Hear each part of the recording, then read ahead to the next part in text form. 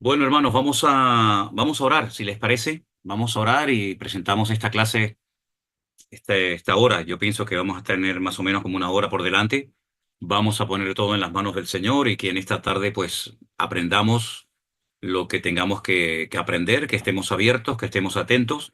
Mi consejo, una vez más, es el de siempre. Tomen nota.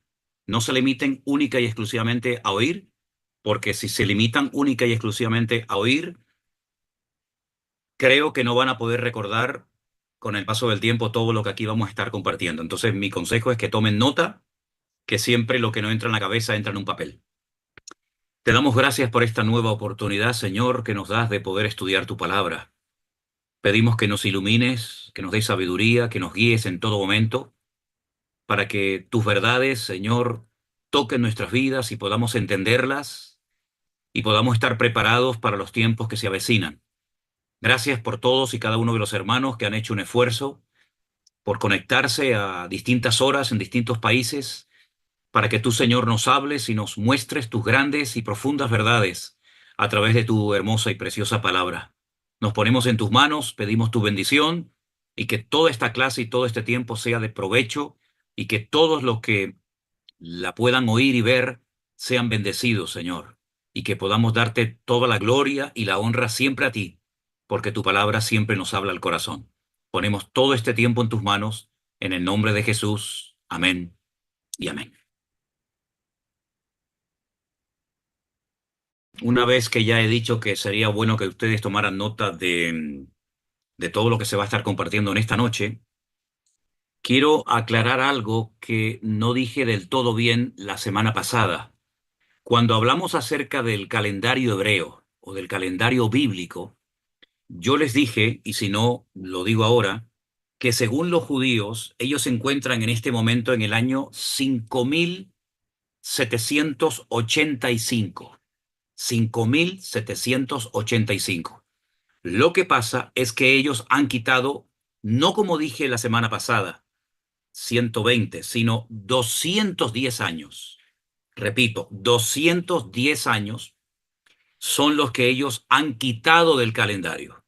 Entonces, si sumamos a 5785 los 210 que le quitaron, nos daría una cifra de 5995.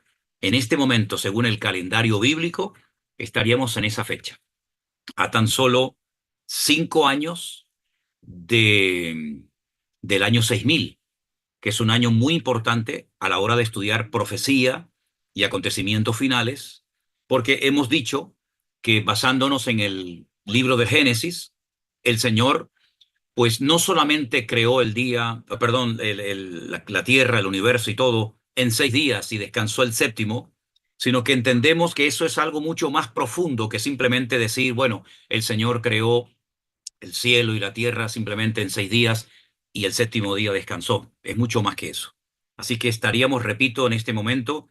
Quería aclarar algo también muy, muy importante, y es que en el Apocalipsis capítulo 13, capítulo que estuvimos estudiando la semana pasada, tienen que tener una cosa en cuenta que es muy importante saberla, y es que cuando se escribieron los manuscritos de la palabra de Dios, tanto en el Antiguo como en el Nuevo Testamento, da igual el libro que sea, lógicamente no se utilizaron en ningún momento ni versículos. Entonces, ni capítulos ni versículos se emplearon a la hora de hacer los manuscritos de la palabra de Dios. Repito, ni versículos ni capítulos. Yo sé que nos ayuda mucho el leer la Biblia y tener versículos y capítulos, pero muchas veces los que hicieron esas divisiones como que no hicieron la división correcta. Y vamos a ver un ejemplo. Si vamos a Apocalipsis capítulo 12, el capítulo 12 termina con el versículo 17. Abran su Biblia, por favor. Leemos el versículo 17 que dice, entonces el dragón se llenó de ira contra la mujer. Fue el dragón el que se llena de ira contra la mujer que dijimos que era Israel. Y se fue a hacer guerra, el dragón, contra el resto de la descendencia de ella, los que guardan los mandamientos de Dios y tienen el testimonio de Jesucristo. Y la versión Reina Valera pone el punto al final de la palabra Jesucristo. Y En el capítulo 13, verso 1, parece como que se nos cuenta una historia completamente diferente a la anterior. Quiero decirles que en los manuscritos esa división no existe. Por lo tanto, el capítulo 12 no terminaría con la palabra Jesucristo, sino que terminaría de la siguiente manera: y se quedó en pie sobre la arena del mar. Así es como terminaría el capítulo. Y se quedó en pie. ¿Quién? El dragón. En el capítulo 12 vemos el fracaso de Satanás tratando de destruir al niño y tratando de destruir a la mujer. Entonces lo que hace en el capítulo 13, viendo que ha fracasado en dos ocasiones, tanto con la mujer como con el niño, lo que hace es que se detiene, se para sobre la arena del mar y a continuación se nos relata el personaje del anticristo, el personaje del falso profeta, del cual hablaremos también un poco en esta noche, lo cual quiere decir que el que se para sobre la arena del mar y ve subir del mar una bestia no es ni Juan ni ningún otro personaje, sino el mismísimo dragón. Tengan en cuenta esto porque es muy importante. De hecho, hay versiones de la Biblia que incluyen la primera frase del versículo 1 del capítulo 13 del Apocalipsis como parte del capítulo 12 del Apocalipsis. Espero que esto haya quedado lo suficientemente claro, porque si no lo aclaro, si no lo explico, parece que el que se para sobre la arena del mar es Juan. Y en el libro del Apocalipsis, Juan no va de un lugar a otro, sino que el Señor le permite ver en sueños y en visiones todas y cada una de las revelaciones que él va a estar viendo y posteriormente escribiendo y enviándolas a las 7 iglesias de Asia Menor, que ya sabemos cuáles son. Por lo tanto, el que se para sobre la multitud de naciones, que significa la arena del mar, es nada más y nada menos que el dragón. El que tiene un plan B, puesto que él ha fracasado en el capítulo 12 en varias ocasiones, lo va a volver a intentar. Y dicho sea de paso, esta es la última oportunidad que le queda al diablo para alcanzar sus objetivos. Por eso dice la Biblia en el versículo 2 del capítulo 13 que Satanás le da poder, un trono y grande autoridad al anticristo. Repito, Satanás le da poder, su trono y grande autoridad al anticristo. Tres cosas.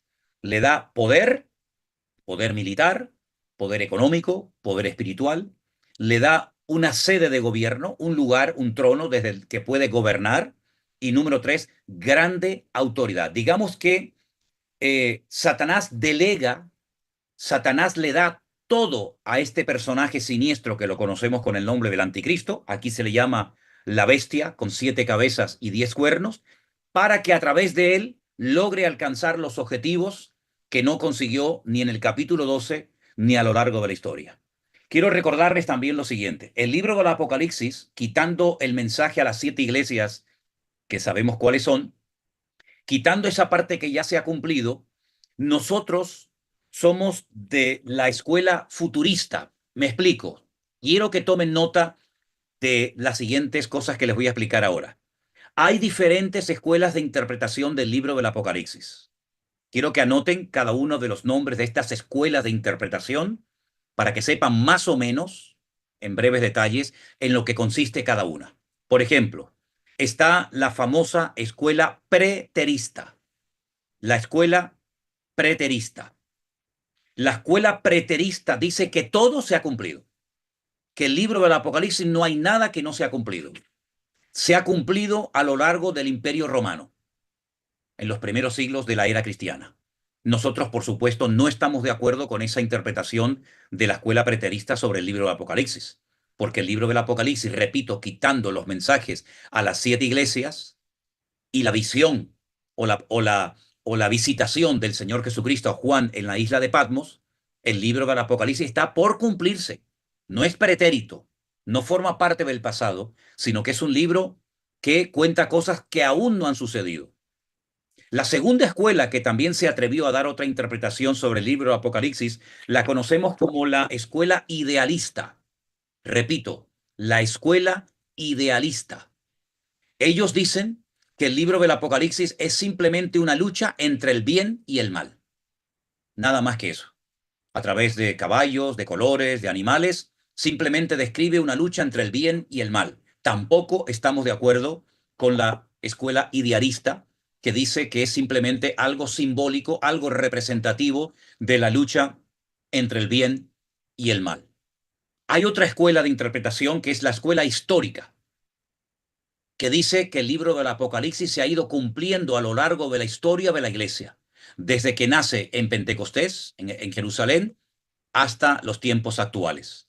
Repito, el libro del Apocalipsis ni se ha cumplido en su totalidad, ni se ha ido cumpliendo poco a poco, progresivamente a lo largo de la historia. Hay otra escuela, que es la escuela alegórica. Tampoco estamos de acuerdo con ella, porque dicen que todo lo que se relata en el Apocalipsis no es literal. No hay un anticristo, no hay un falso profeta, sino que todo es alegórico. Todos son símbolos que tienen otro mensaje que hay que saber interpretarlo. El libro del Apocalipsis no es una alegoría, no es una parábola. Nosotros somos de la escuela futurista. No se asusten por esta expresión. La escuela futurista dice que quitando la visitación del Señor Jesucristo a Juan en la isla de Patmos, Apocalipsis capítulo 1, y los mensajes de las iglesias que existían en la época del apóstol Juan, en los primeros capítulos de la Biblia, el resto del libro está por cumplir.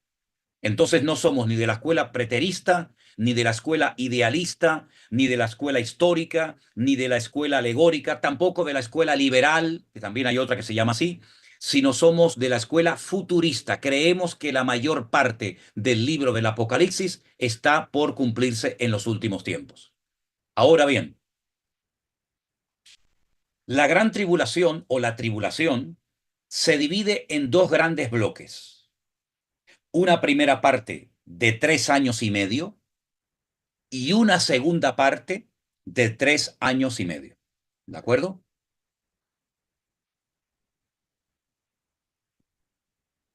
A esos 3 años y medio también se les conoce como 42 meses.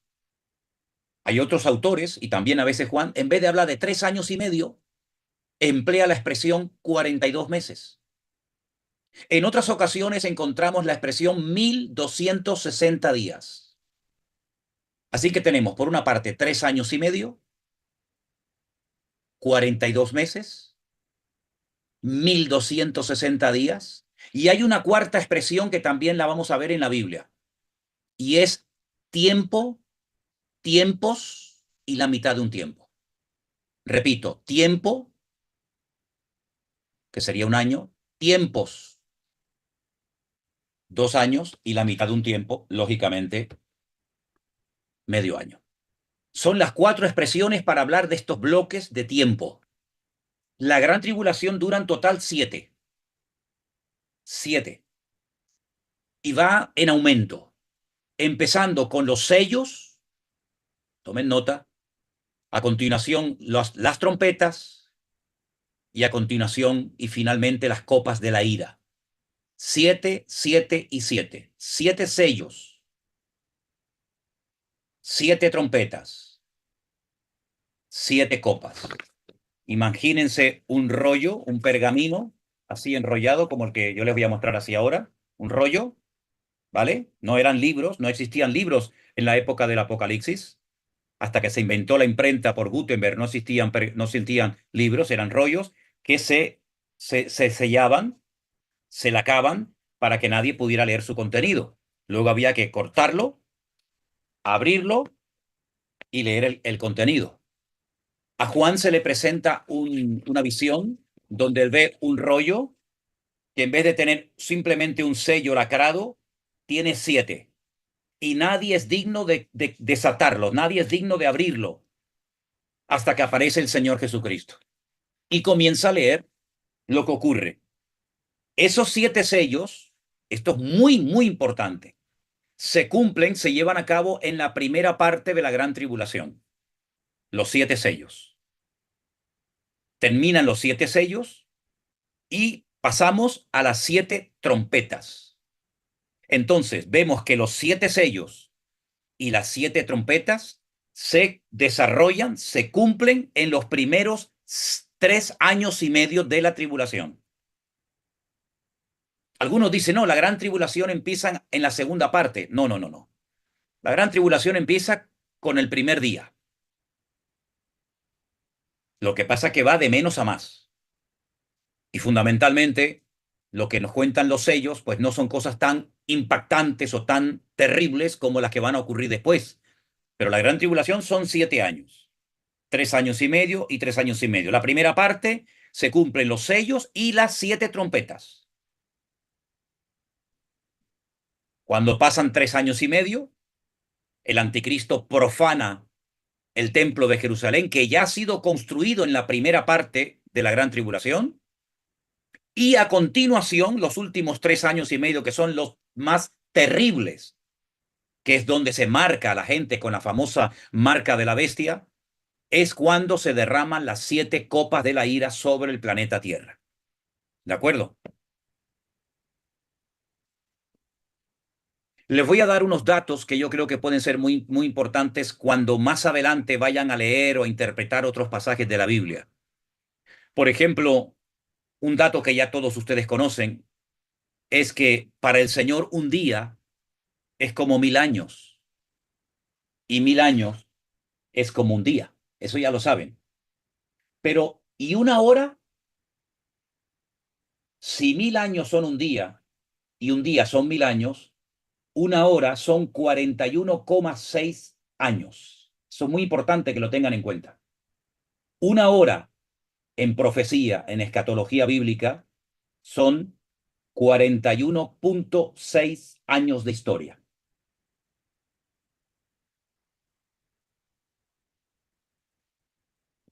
Simplemente un dato para que lo tengan en cuenta para futuros estudios. Ahora bien, aclarado lo de Apocalipsis 13 y los de los 210 años que los judíos le quitaron al calendario bíblico, lo que está bien claro es que el libro de Apocalipsis no se escribió para asustar a nadie, sino más bien es un manual práctico tremendamente útil para poder vivir en los últimos tiempos.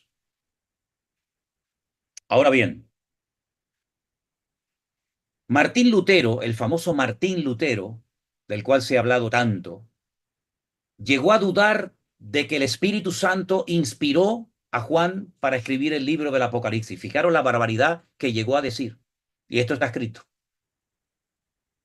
Por eso algunos dicen, bueno, si Martín Lutero, que era un hombre muy importante o fue muy importante en la historia de la Iglesia, llegó a dudar de la credibilidad, de la inspiración divina del Espíritu Santo, eso quiere decir de que no tenemos que prestar mucha atención al libro del Apocalipsis. Y yo creo que es todo lo contrario.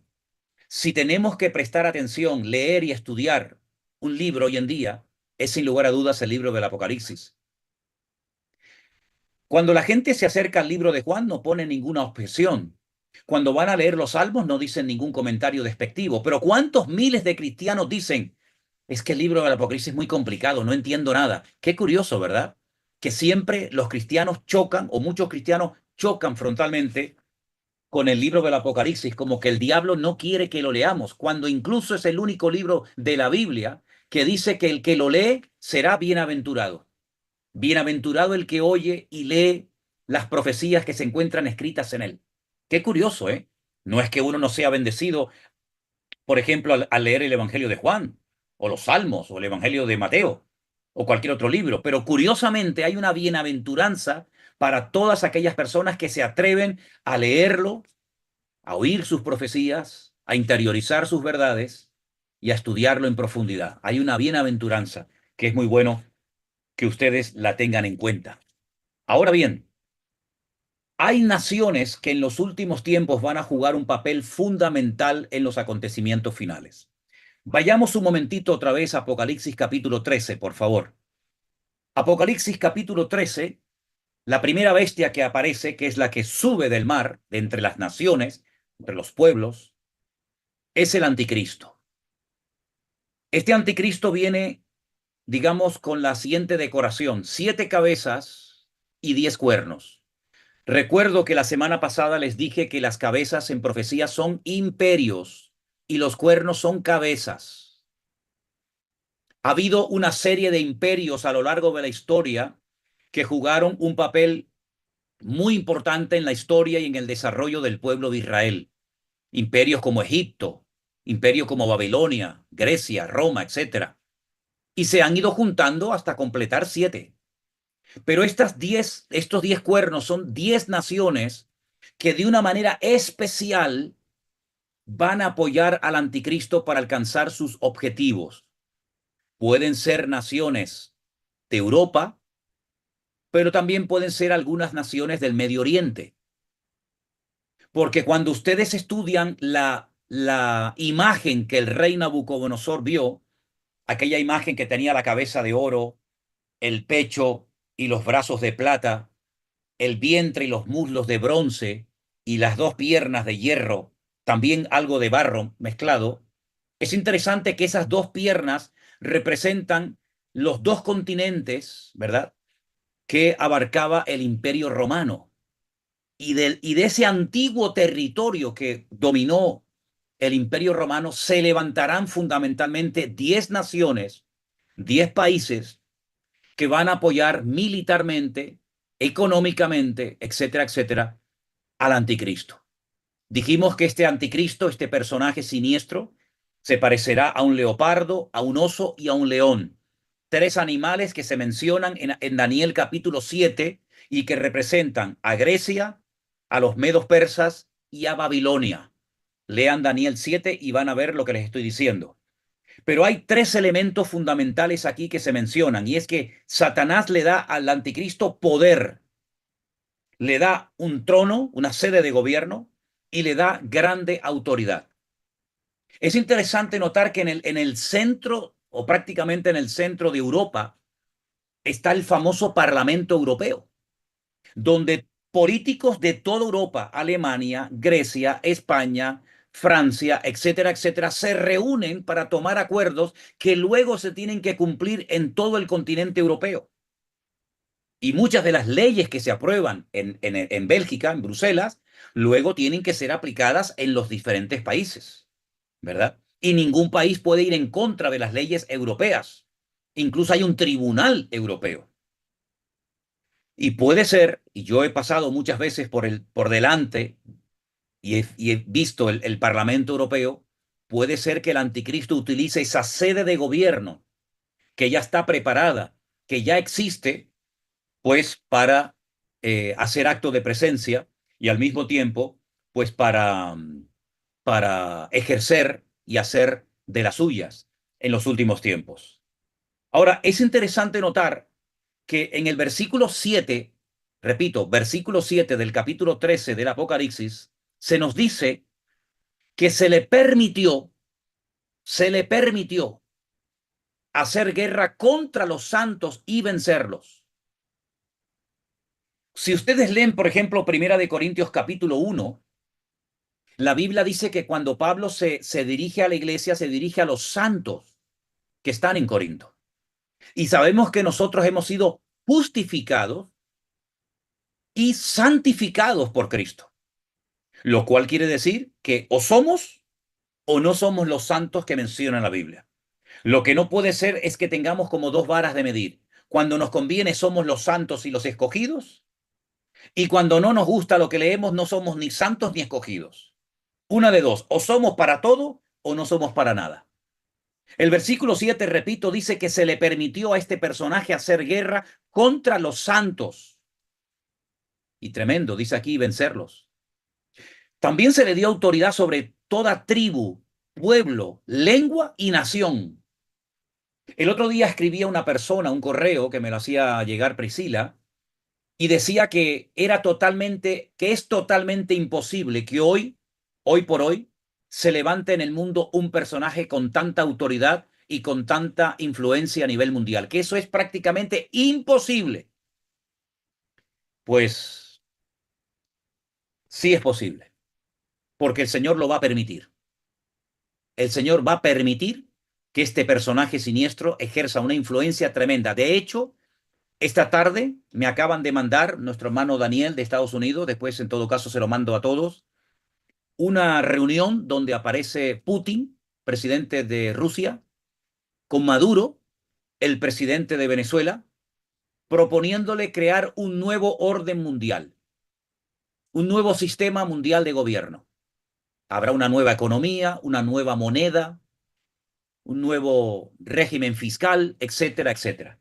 Por lo tanto, lo que humanamente hablando nos puede resultar imposible, más de uno se va a quedar con la boca abierta de ver cómo es posible que se cumpla lo que la palabra de Dios dice. Lo que pasa es que hay algunos que no tienen la capacidad de ver más allá de lo que ven sus ojos naturales. Y cosas que nos pueden resultar humanamente imposibles que sucedan, no hay ningún problema en que se puedan cumplir, porque cuando la palabra de Dios lo profetiza, no importa lo que nos digan las circunstancias externas, se puede cumplir perfectamente. Ahora bien, ¿qué naciones podrían apoyar al anticristo? Claro, si yo hago la pregunta y abrimos los micrófonos, muchos de ustedes van a comenzar a mencionar un montón de naciones. Pero como nos tenemos que basar en datos bíblicos, no en suposiciones o en opiniones personales, tenemos que partir de la base de que en el libro del Génesis, la Biblia habla de que Dios formó el mundo con 70 naciones. Este dato es muy importante, ustedes lo van a encontrar en el libro del Génesis. Muchas de esas naciones hoy en día tienen otro nombre. Otras han mantenido el nombre prácticamente desde el principio. Por ejemplo, una nación que siempre se ha llamado igual es Egipto. Egipto nunca ha cambiado el nombre. Y así hay otras cuantas. Ahora bien, quiero presentarles una interpretación que se hace del Salmo 20, versículo 7. El Salmo 20, versículo 7 es muy interesante porque con datos bíblicos y utilizando y recurriendo una vez más al idioma original de las Sagradas Escrituras, que es el hebreo, creo que podemos ver aquí algo muy interesante. Leamos primeramente el texto de Salmo capítulo 20, versículo 7, y que dice así: estos es un adjetivo demostrativo, confían en carros y aquellos en caballos, mas nosotros en el nombre del Señor nuestro Dios tendremos memoria. Aquí hay tres grupos o tres personas diferentes: los que confían en carros, los que confían en caballos y los que invocan el nombre del Señor, los que se agarran al Señor y al poder de su palabra y de su nombre. Partiendo de la base de que el libro del Génesis nos habla de 70 naciones que recibieron su tierra, que fueron, digamos, puestas por el Señor en puntos geográficos importantísimos, vamos a intentar ponerles ahí en la pantalla, Vanessa, la primera palabra hebrea que te mandé, por favor.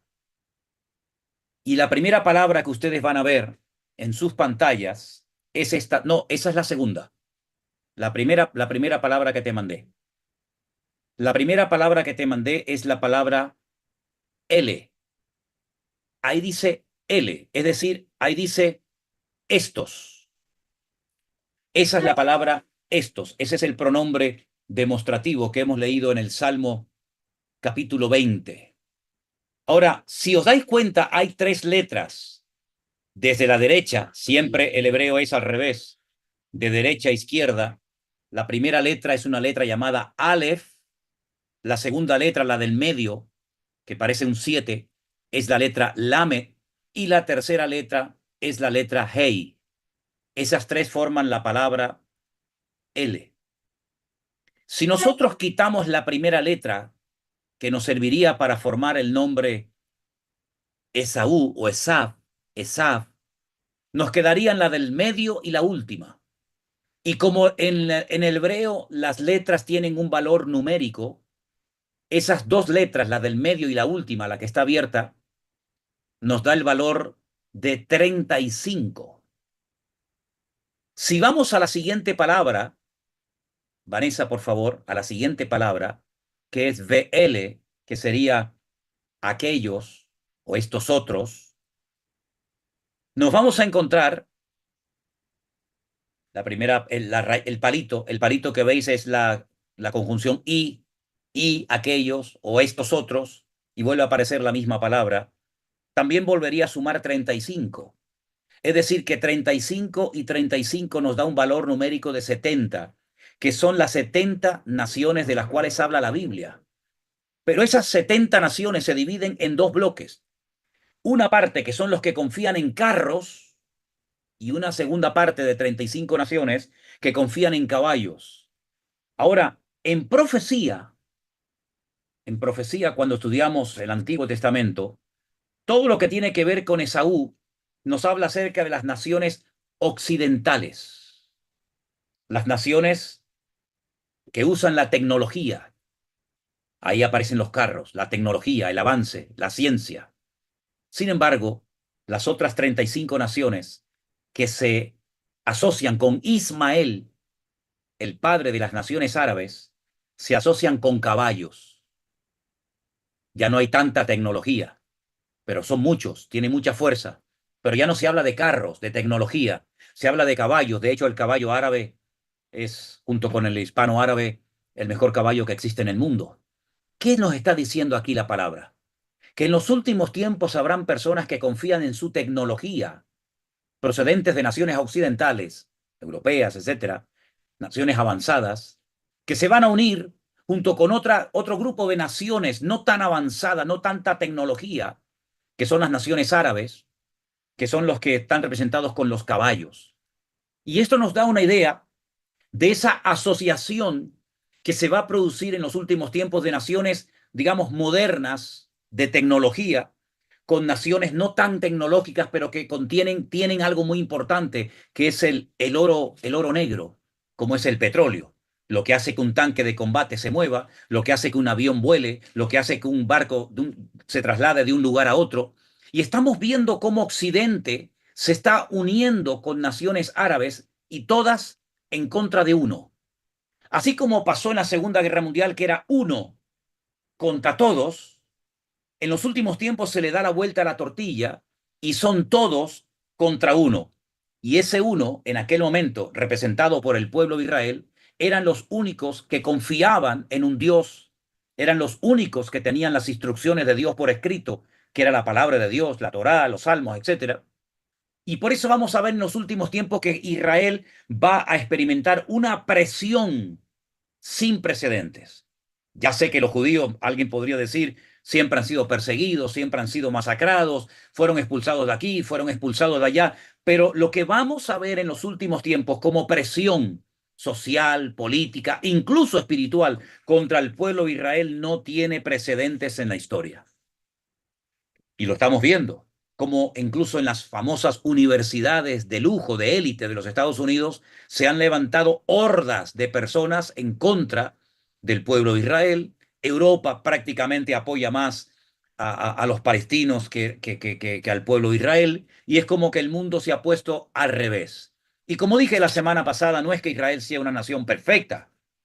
Israel sigue todavía, en su inmensa mayoría, rechazando al Mesías, pero hay unos proyectos, hay unos planes, hay unos pactos que Dios ha establecido con ese pueblo, con esa nación, y que sí o sí se tienen que cumplir de una u otra manera. Caín se levantó contra su hermano Abel, hermano contra otro hermano. Vimos después, más adelante, cómo el faraón se levanta contra todos los varones de Israel, pero deja a las hembras sin tocar. A las mujeres no las tocó, pero a los hombres sí.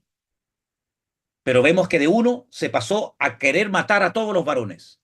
Luego, en los tiempos del libro de Esther, ya se incluyeron a las mujeres, ancianos, niños y, por supuesto, varones. Ya se va ampliando la presión.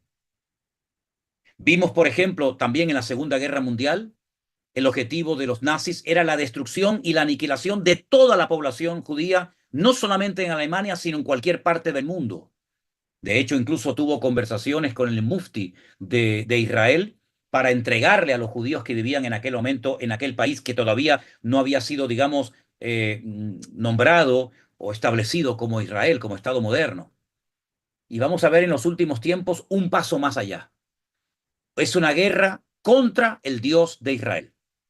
Ya no es una guerra contra hombres, mujeres, niños y ancianos, sino es una guerra con una connotación espiritual tremenda, hasta el punto que lo que se pretende es una guerra abierta contra el Dios de Israel, contra la palabra de Israel y contra todo lo que sea objeto de culto, hasta el punto que lo que se va a producir en los últimos tiempos es la puesta en escena de otro personaje siniestro que se conoce como el falso predicador o el falso profeta. ¿Qué era un profeta en los tiempos de la Biblia? Una persona con una unción especial para traer el mensaje divino. Una persona escogida por Dios para que en momentos puntuales guiara al pueblo al corazón de Dios, al arrepentimiento, y que el pueblo volviera otra vez a los caminos del Señor.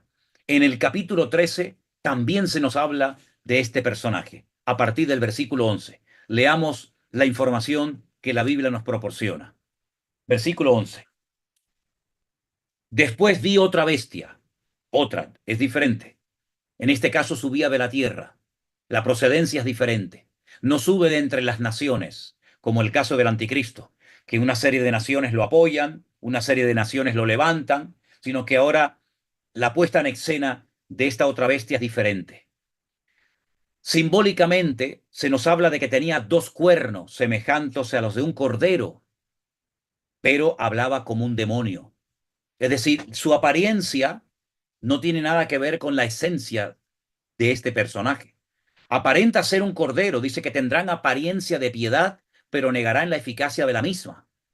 Pero habla como un dragón. Ejerce toda la autoridad de la primera bestia en presencia de ella. Es decir, que está para apoyar al anticristo. Y hace que la tierra y los moradores de ella adoren a la primera bestia cuya herida mortal fue sanada. Este representante de esta institución religiosa, que la Biblia la denomina la Gran Ramera o la Gran Babilonia, no tendrá ningún problema en que la gente adore a un hombre como si fuera Dios. Y la pregunta es, ¿por qué no tendrá ningún problema en hacer o en obligar a la gente a que adore a la bestia o al anticristo como si fuera un Dios? Porque tenemos que retroceder un poco. Y dice en el versículo 3 que una de sus cabezas fue herida de muerte, pero su herida mortal fue sanada, y se maravilló toda la tierra en pos de la bestia. Puede ser que aquí la Biblia nos esté dando el siguiente dato, y es que el anticristo sufra una especie de atentado durante la primera parte de su reinado y se corra la noticia de que lo han suicidado, lo han matado, pero milagrosamente vuelve a la vida, y es entonces cuando el falso profeta o el falso predicador hace que la gente lo adore como si fuera una especie de Mesías, una especie de Dios que necesita ser adorado. También dice la Biblia que hace grandes señales, de tal manera que aún hace descender fuego del cielo a la tierra delante de los hombres. ¿Cómo lo va a hacer? No lo sabemos. Pero que Satanás tiene la capacidad en un momento determinado de utilizar señales para seducir y para engañar a las naciones, no te quepa la menor duda. Dice que engaña a los moradores de la tierra con las señales que se le ha permitido hacer en presencia de la bestia. Las señales, los prodigios, las maravillas que el Señor hace no son para engañar, son para darle gloria y honra a Dios. Pero en este caso es al revés. En este caso, estas señales son para engañar a la gente y para obligarlas a que adoren a la bestia. Y dice que al final hace que le hagan una imagen, una estatua, un holograma, vete tú a saber, a la bestia, que tiene la herida de espada y vivió, y se le permitió infundir aliento a la imagen de la bestia para que la imagen hablase e hiciese matar a todo el que no la adorase. Ahora, tenemos que aclarar aquí que Juan está hablando con un lenguaje tremendamente limitado. ¿Por qué digo tremendamente limitado? Porque él está viendo cosas de nuestra época, pero no tiene las palabras para decir exactamente qué es lo que Juan está viendo. Yo estoy seguro que Juan vio aviones de combate bombardeando la tierra. Yo estoy seguro que Juan vio tanques de guerra botando en fin, los cohetes por el cañón.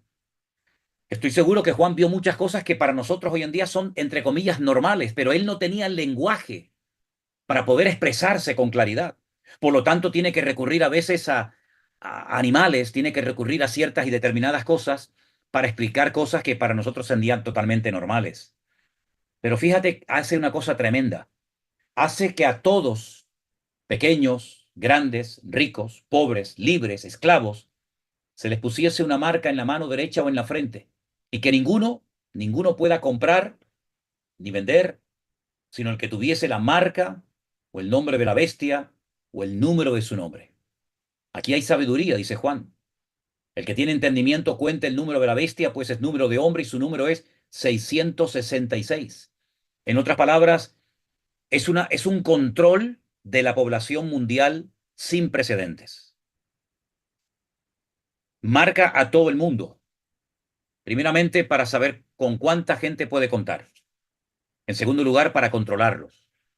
Y también lo que hace es que controla la economía, porque si habla de comprar, si habla de vender y que nadie pueda hacer ningún tipo de operación si no tiene esta marca, lo que está tratando de decirnos la Biblia aquí de una forma indirecta es que el anticristo lo que quiere hacer es controlar a todo el mundo, lo que compra, lo que venden, dónde viven, dónde no viven, dónde no están, cuándo entran, cuándo salen, etcétera, etcétera.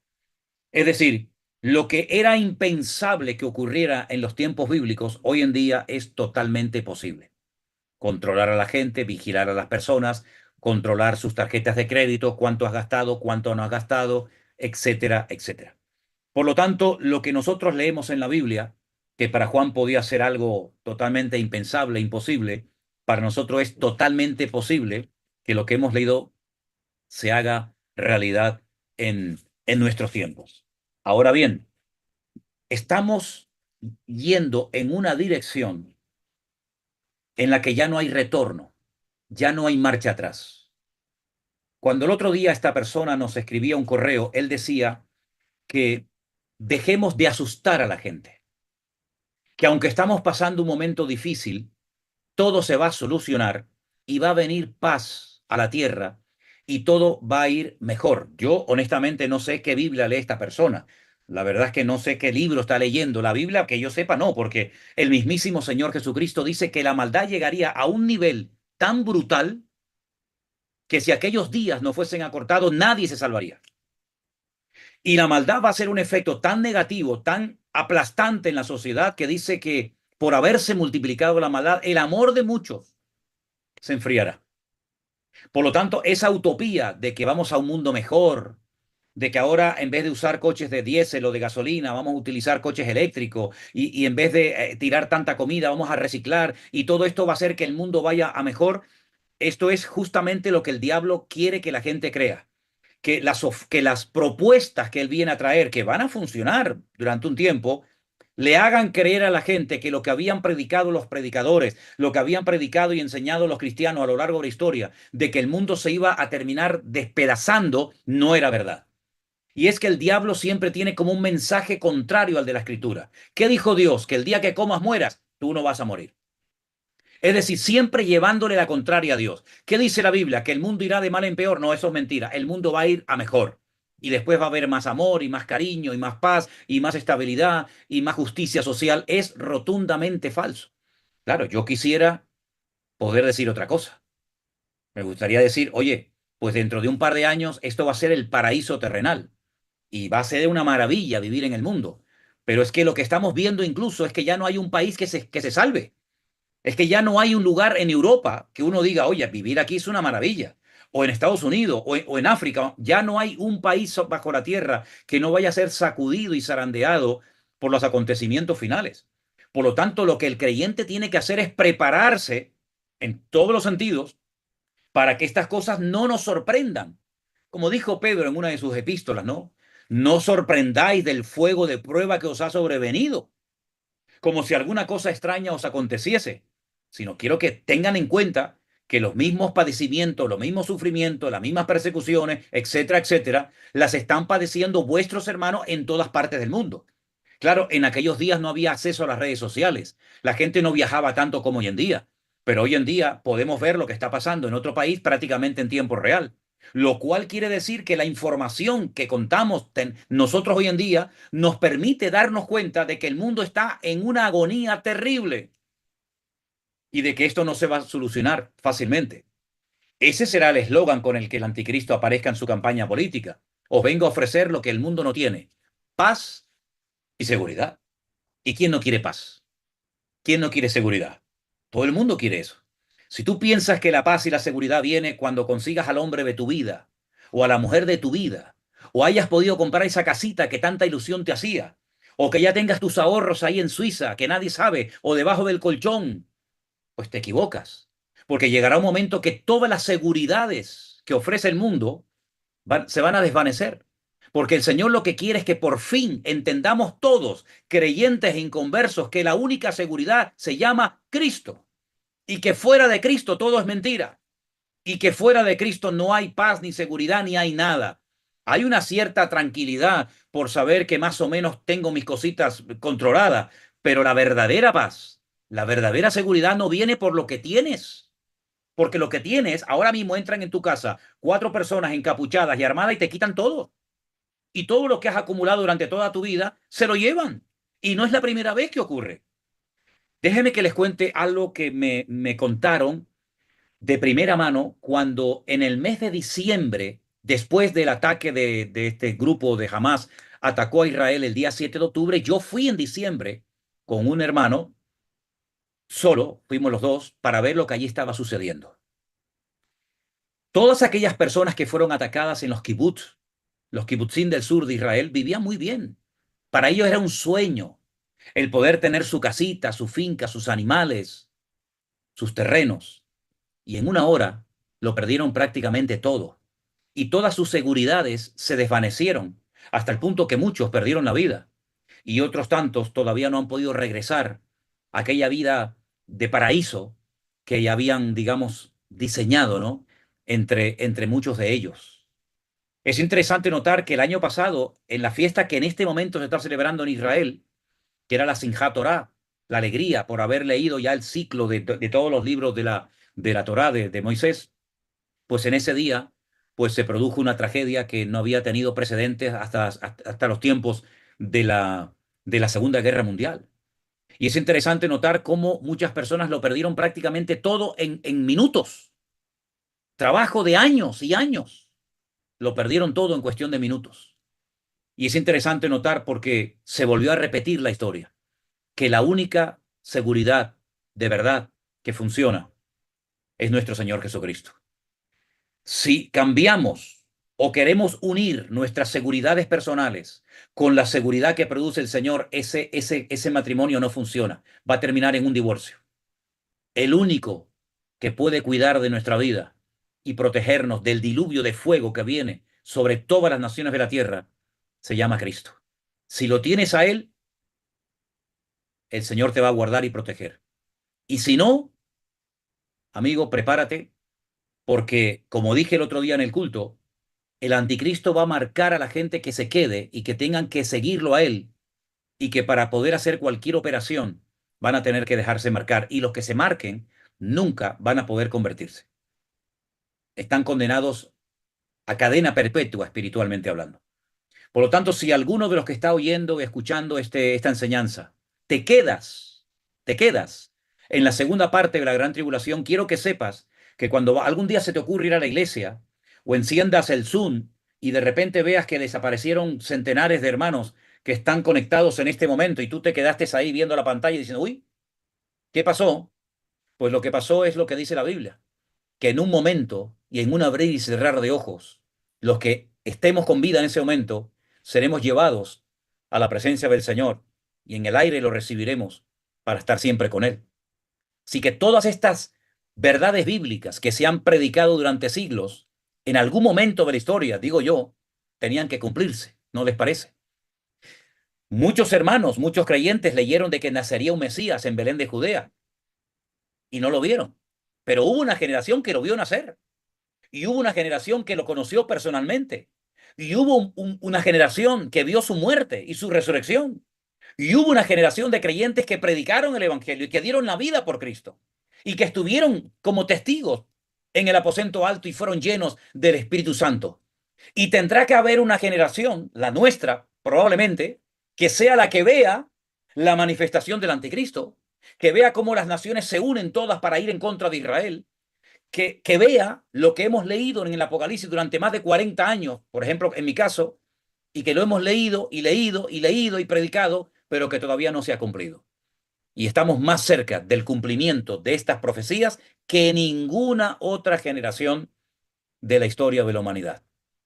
Así es que, mis queridos hermanos, a prepararnos, a no perder el tiempo en vanidades y en cosas que no vienen de parte del corazón de Dios, aprovechar los tiempos y sobre todo, hermanos, y esto es muy serio y muy importante, háblele a la gente de estas cosas. Porque no sé lo que tienen estas enseñanzas, que cuando usted le dice a la gente que Cristo viene, que el mundo va a entrar en una guerra mundial sin precedentes, que millones de personas perderán la vida, que Rusia se atreverá junto con otras naciones a atacar a Israel. Estas cosas a más de uno le sorprenden y le impactan. Tal vez otras historias de la Biblia no le llamen tanto la atención, pero atrévase a hablarle a sus amigos, a sus compañeros de trabajo, a sus familiares, a sus vecinos, para que la gente sepa lo que se avecina y podamos rescatar a algunos y poderlos llevar a los pies de Cristo antes de que todo esto acontezca. Hermanos queridos, espero que en esta tarde también una vez más hayan podido aprender y repasar algunas verdades bíblicas. Yo no sé cómo ha salido todo esto porque hay momentos en los que mi imagen queda como congelada, aunque donde estoy hace un calor tremendo, no estoy de congelado nada, pero creo que el sonido ha llegado, entonces vamos a ver si después nuestro hermano Armando de alguna manera puede arreglar esto para que cuando subamos esta enseñanza a nuestro canal de YouTube, pues la gente pueda también disfrutar de esta enseñanza. Las preguntas que me hicieron llegar algunos durante la semana, la mayoría, les soy sincero, la mayoría no tenían absolutamente nada que ver con las enseñanzas que dimos la semana pasada. Nada que ver. Otras personas preguntaban por palabras qué significan y yo le digo, para eso, gracias al Señor, se inventaron los diccionarios y en Google usted puede buscar qué significa esta palabra y prácticamente preguntas referente a la lección de la semana pasada, a mí no me hicieron llegar ninguna. Eran cosas que no tenían, ya digo, nada que ver con lo que enseñé la semana pasada. Ahora, si Dios lo permite, si Dios lo permite, el domingo yo voy a dar en el culto una enseñanza que tiene que ver con la vida de Jacob y de Saúl. Porque hay dos detalles, hay unos detalles muy significativos que tienen que ver curiosamente con los últimos tiempos en el nacimiento de Jacob y de Saúl. Quiero que sepan que la Biblia es mucho más que un libro de relatos históricos. La Biblia muchas veces tiene muchas interpretaciones de un mismo pasaje bíblico. Y a veces nos quedamos como en la superficie, ¿no? Bueno, Isaac y Rebeca tuvieron unos niños, hermanos gemelos, uno se llamó Esaú, el otro se llamó Jacob. Claro, hay que saber por qué a uno se le llamó de una manera y a otro se le llamó de otra. Y es muy interesante cómo Esaú finalmente se casó con una hija de Samuel, que es el que representa a las naciones árabes. Y si Esaú, en cierto sentido, en profecía, representa a Occidente o a Europa, cómo Europa se junta con los países árabes para hacer una alianza siniestra que tiene que ver con los últimos tiempos. Por qué destaca la Biblia que cuando Esaú nació tenía mucho pelo y Jacob no tenía ninguno? ¿Qué tiene que ver el pelo con las profecías? Tienen que ver muchísimo, porque hasta el nombre nos habla de cómo era su esencia. Y creo que va a ser muy interesante la historia o el mensaje del domingo, porque vamos a ver representadas dos modelos de vida, dos estilos de vida diferentes.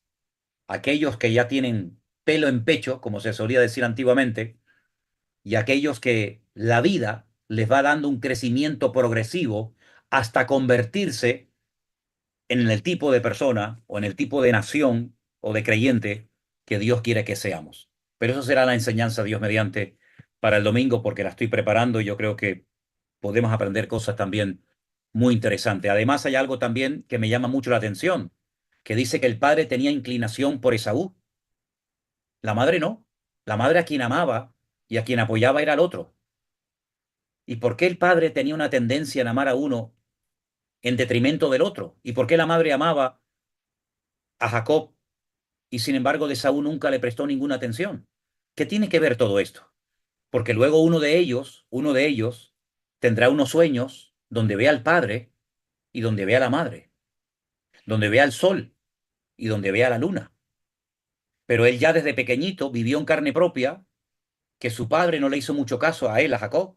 Sin embargo, su madre sí. En fin, todo esto creo que va a ser muy interesante. Y estudien la historia, lean la historia del nacimiento de Jacob y de Esaú, cómo fue la vida de cada uno de ellos, porque creo que va a ser muy interesante y todo va a tener siempre una aplicación, una connotación para los tiempos finales en los que estamos viviendo. Amén, hermanos. Bueno, Vanessa, Elena, por mi parte, esto es lo que yo les quería compartir en esta tarde. Eh, que el Señor les bendiga muy ricamente. Repasen los apuntes, repasen las anotaciones y espero que hayan podido también disfrutar mucho de esta clase. Adelante. Iba a decir, no hay oportunidad para alguna pregunta ahora. Sí, yo no tengo ningún problema siempre y cuando haya un mínimo de orden en las preguntas e insisto en algo muy importante que yo creo que se tiene que decir. Por favor, preguntas que tengan que ver con lo que se ha enseñado. No me estén preguntando por los pajaritos del jardín del Edén, porque yo no he hablado de eso. Preguntas que Claro. tengan que ver con lo que se ha hablado hoy o la semana anterior. Creo que Sandra me dijo por el teléfono una pregunta, Sandra Gaviria, que la habían hecho. Pues si la Hay, tienes, por favor. hay otra mano levantada, pero no se ve la cara Bueno, es Sandra primero, por favor. ¿Está Sandra por ahí? Si pudiera abrir el micrófono Sandra y hace su pregunta, estupendo. Sí, sí pueden. Vale, estoy viendo que hay varias manos levantadas y voy a ir poco a poco dándoles paso para que puedan abrir sus micros. Ok. Perfecto.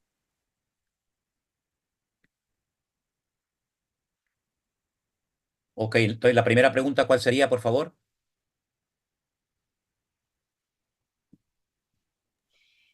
Vane, ¿te encargas tú de dar paso a las personas que están con la mano levantada? Sí, ya estoy abriendo, solo que cuando les llegue la notificación, por favor, denle a aceptar y esperar si hay alguien que está hablando. Ok.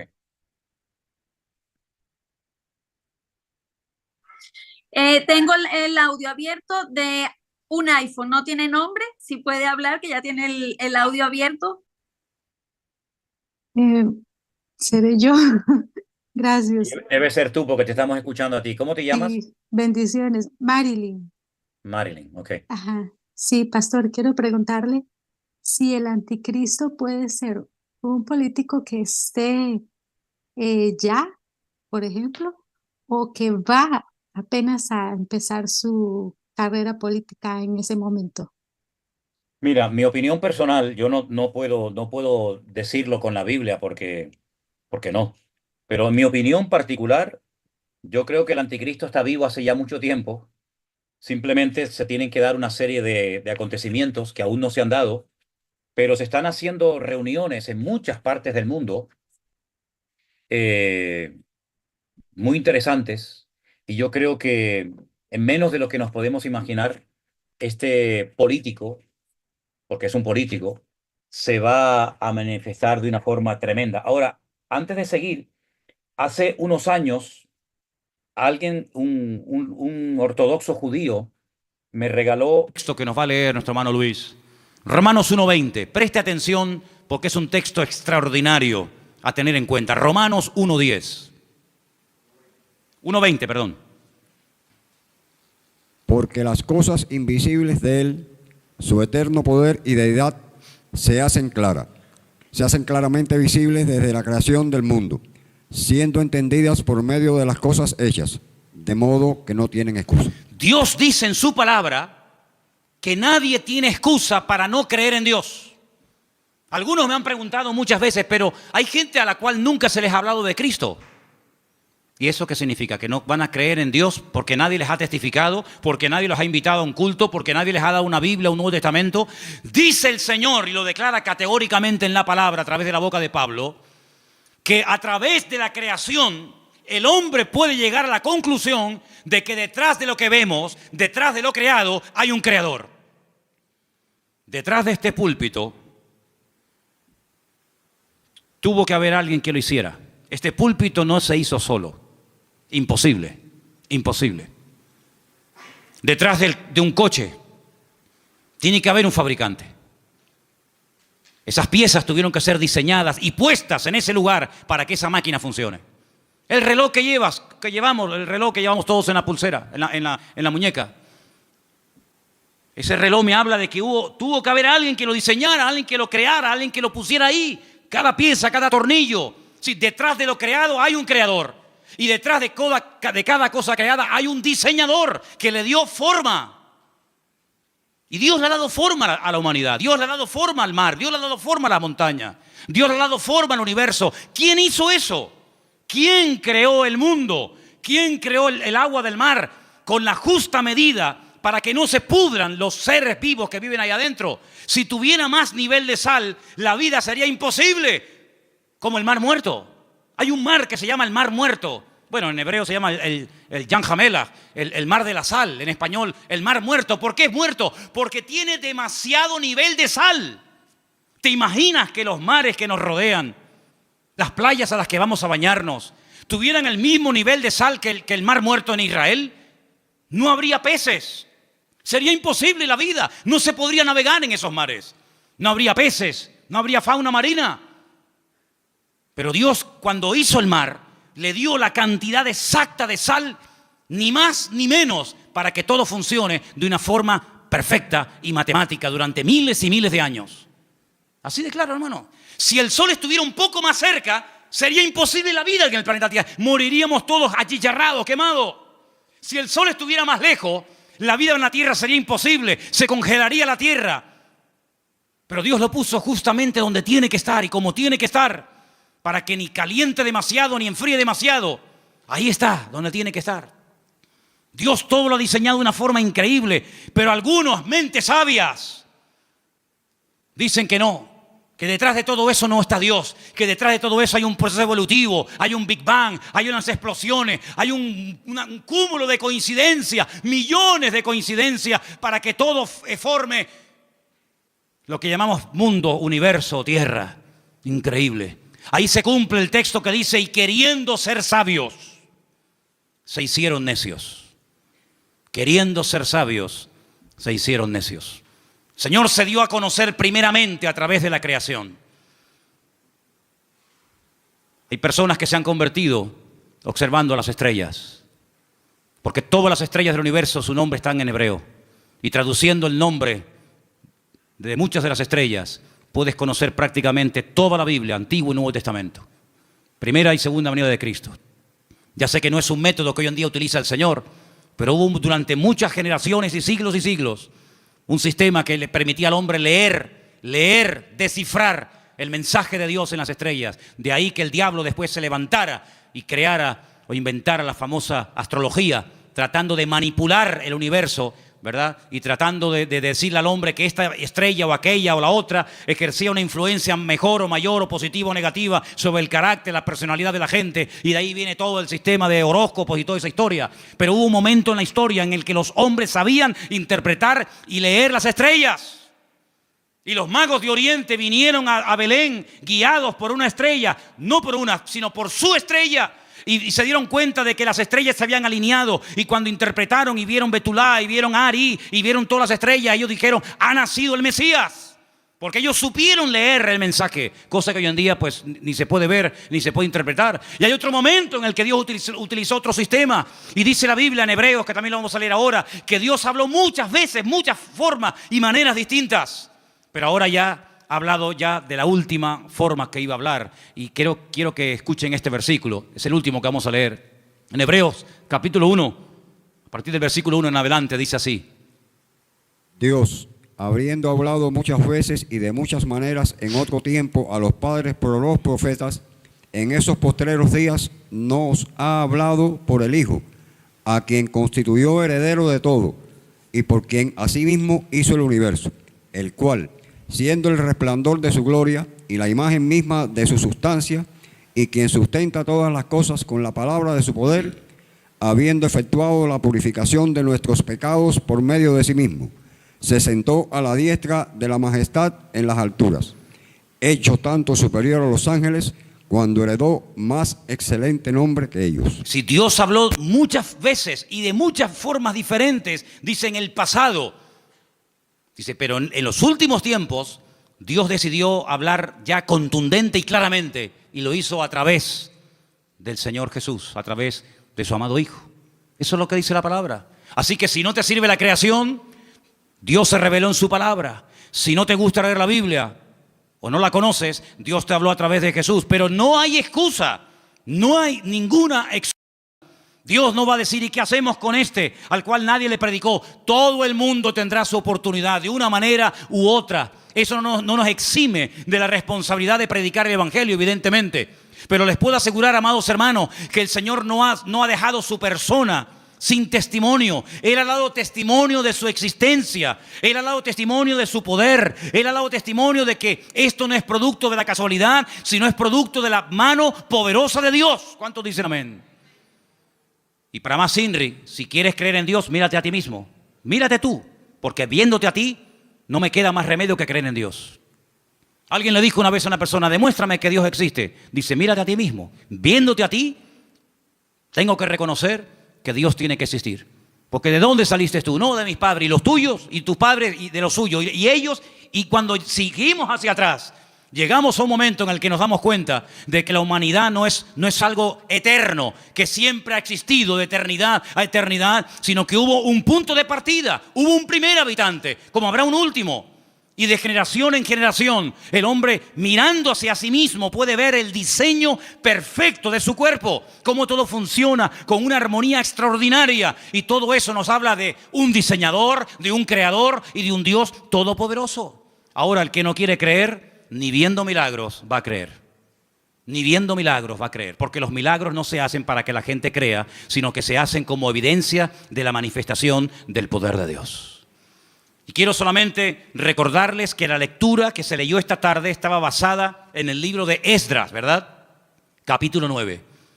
Cuando ellos vuelven del cautiverio en Babilonia, gracias al Señor, después de 70 años, llegan a Babilonia, llegan a Jerusalén, con la intención de hoy empezar de cero, reconstruir la ciudad, inaugurar otra vez el templo y bueno, hacer las cosas ahora bien. Y le llega la noticia al sacerdote Esdras y le dicen, tenemos que comentarte algo, aquí hay un problema muy grave y muy serio. A ver qué pasa. Resulta que los que han venido del cautiverio, muchos se casaron con mujeres inconversas, con paganas, con idólatras, y cuando han llegado aquí, se han unido a las mujeres del país y se han mezclado. Cuando oye esto, Esdras dice que se arrancó los pelos de la barba, se arrancó los pelos de la cabeza, se rasgó las vestiduras, se cubrió de polvo y ceniza, se tiró al suelo, empezó a suplicar misericordia y clemencia y piedad del Señor, porque dijo, otra vez, ¿qué creéis que este momento, este alivio momentáneo que el Señor nos ha dado, este pequeño remanente que somos en el día de hoy, es porque somos buenos y nos lo hemos merecido? No, ha sido por la misericordia del Señor. Pero ¿cómo volvéis otra vez a hacer lo mismo que hacíamos hace 70 años? Desobedecer al Señor. Es decir, el concepto que Esdras tenía de Dios era muy claro. Él sabía que el pecado trae consecuencias. El pecado se perdona siempre que hay arrepentimiento, siempre, no te quepa la menor duda. Pero en algunas ocasiones, no todas, pero en algunas ocasiones el pecado, la desobediencia, el desorden trae consecuencias a corto y a largo plazo. Y este hombre se pone a orar, todo el capítulo 9, léanlo, es una maravilla. Todo el capítulo 9 de Esdras es una oración enorme, donde este hombre dice, no habéis aprendido del pasado. volvéis otra vez a cometer lo mismo que hace 70 años atrás. ¿No os dais cuenta que esta fue una de las causas por las cuales fuimos atacados y destruidos y humillados? ¿No os dais cuenta del precio elevadísimo que se tuvo que pagar por haber desobedecido al Señor? Volvéis otra vez a las andadas. Pero ¿saben qué, hermanos? Somos así. ¿Cuántos vuelven al vómito otra vez? ¿Cuántos están un tiempo tranquilos, libres, en paz, bendecidos? Y cuando te das cuenta, otra vez volvió a las andadas. Como el pueblo de Israel, exactamente igual, al que muchos lo critican y lo cuestionan, pero el corazón del ser humano es el mismo. Da igual si es judío, si es gentil, si es americano, si es europeo, da igual. No terminamos de aprender, no terminamos de interiorizar la gran verdad de que Dios es un Dios santo. Y Dios lo que ha hecho y diseñado con el tema del pecado es algo que al que no tiene un concepto claro de Dios, medio que lo confunde. Y os voy a explicar muy rápidamente esto. Como no la consecuencia, sino la sentencia sobre el pecado no es inmediata. El hombre cree que como yo he pecado, he desobedecido, no he hecho la voluntad de Dios y aparentemente no me ha pasado nada, pues eso quiere decir de que lo puedo volver a hacer. Pero es que Dios lo ha diseñado así.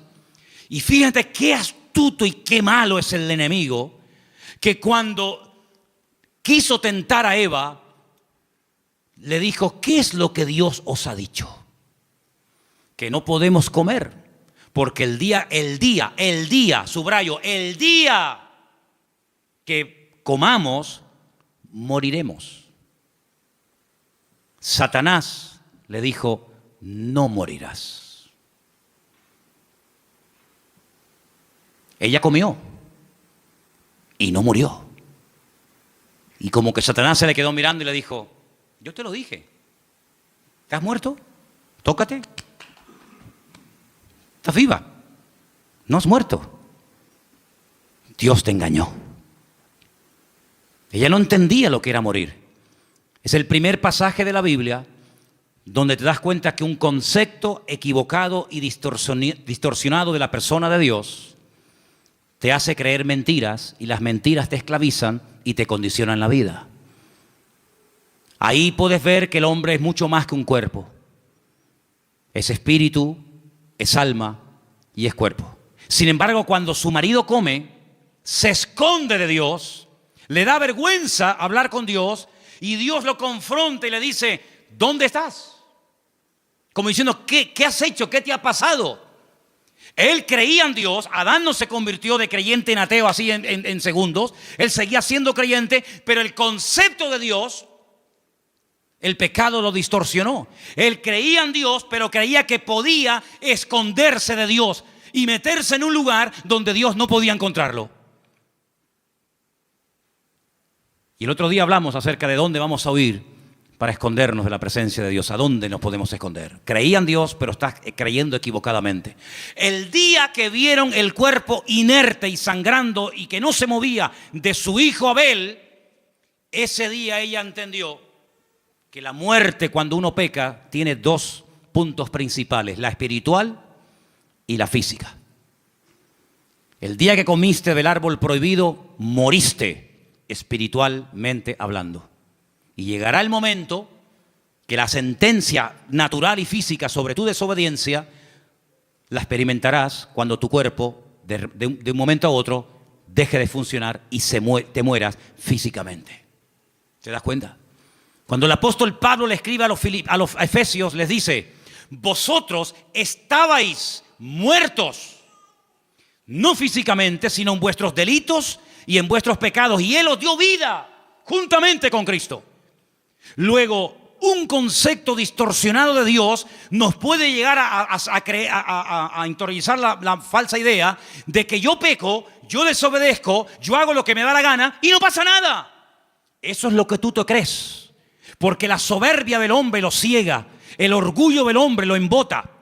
Y dice la Biblia que el hombre natural, el hombre que ha perdido la sensibilidad, ni siente ni padece, incluso hasta se burla y se ríe del que dice que cree en Dios, del que dice que existe otra vida, del que dice que existe cielo e infierno, y se ríe porque dice y se engaña a sí mismo: pero si yo siendo ateo, y sin leer la Biblia y sin ir a la iglesia que tú vas, yo vivo mejor que tú. Y es la falsa seguridad que el diablo le mete en la cabeza a mucha gente, que se creen que porque tienen, son, y no se dan cuenta que el que se salva no es el que tiene, sino el que es. Y el que es aquel que humilló su corazón delante de la presencia del Señor. Entonces, ¿qué concepto tú tienes de Dios? ¿Crees que tu Dios es un Dios que tú puedes mangonear? Así orarás y así vivirás. ¿Crees que te puedes esconder de Dios? Porque como no lo sabe tu mujer, como no lo sabe tu padre lo que has hecho, ¿crees que también Dios no se ha enterado? Pues así vivirás, así te moverás y así actuarás. Pero si tú tienes un concepto como el que Esdras tenía, como el que Daniel tenía, como el que Pablo tenía y los hombres de Dios tuvieron, que Dios es un Dios que ve, Dios es un Dios que conoce, Dios es un Dios que está permanentemente a nuestro lado, ya te vas a cuidar tú mucho, amigo, de hacer cosas que le desagradan al Señor, porque aunque no te vea ni te observe nadie, tú sabes que los ojos del eterno Dios te van a ver a donde quiera que vaya, sea de noche o sea de día. ¿Cuántos dicen amén?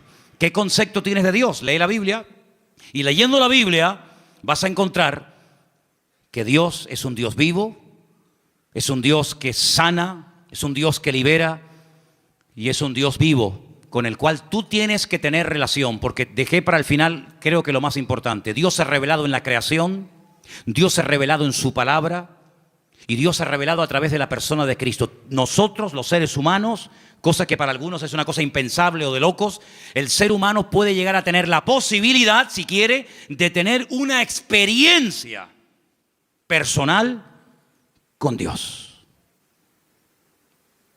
Y hasta que tú no tengas una experiencia personal con Dios, tú te puedes definir como lo que quieras, pero lo que le da fuerza a tu vida es tu propia experiencia. Ya sé que hay muchas cosas de la vida que no hay que experimentar para creerlas. Yo nunca iré a la luna, creo. Pero yo creo en la luna, aunque no he tenido la experiencia de estar en ella y pisarla y tocarla. Pero con nuestro Dios, los que hemos tenido un encuentro y una experiencia con Él a través de su amado Hijo Jesús, nuestra fe es una fe a prueba de bombas, es una fe inconmovible porque la experiencia nos da la credibilidad de saber que nuestro Dios existe y Él es todopoderoso. ¿Cuántos dicen amén? Cierra tus ojos ahí donde estás y pregúntate, ¿qué concepto tengo yo de ti, Señor?